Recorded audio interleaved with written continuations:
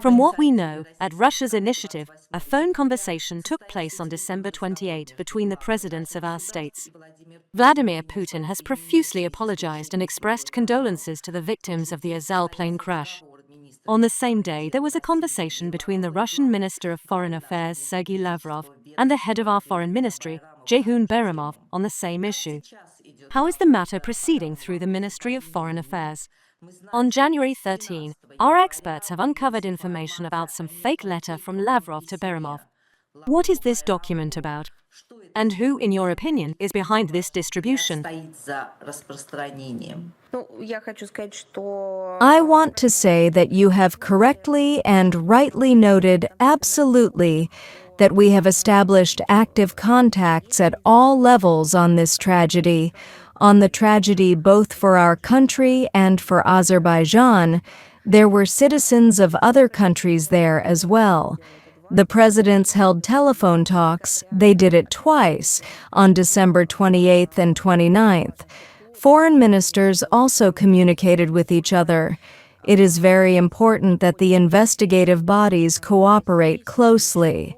As Russian Foreign Minister Sergei Lavrov noted during a press conference, it was on January 14th, and at this stage a comprehensive analysis of the circumstances of the incident is underway, taking into account all factors and facts. Yesterday, the Investigative Committee of Russia made a detailed statement on how the investigation in the criminal case is continuing, and, accordingly, on the new accents that will be paid attention to, taking into account the negotiations of the dispatchers and the materials that appear after the relevant actions to decipher the black boxes and so on. I will not recount the statement of the investigative committee. You are, I think, very familiar with it. We all need the truth. I believe, I do not even hope. I know that the citizens of Azerbaijan, every citizen of Azerbaijan, not only those who became part of this tragedy because of the loss of their loved ones, but every citizen of Azerbaijan needs the truth. I can say that in our country this truth is needed no less.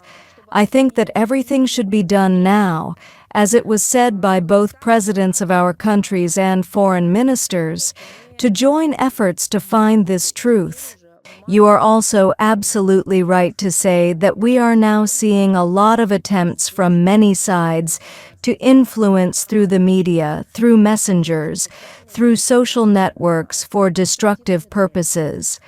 Perhaps to divert the investigation in another direction, perhaps in order to sow, among other things, some kind of, almost discord between people, to clash and so on.